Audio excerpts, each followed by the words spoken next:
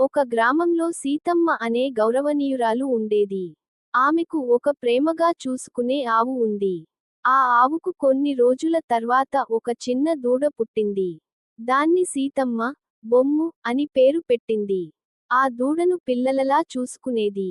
బొమ్ము చిన్ని అడుగులతో తిరుగుతూ గ్రామంలోని అందరి హృదయాలను గెలుచుకుంది.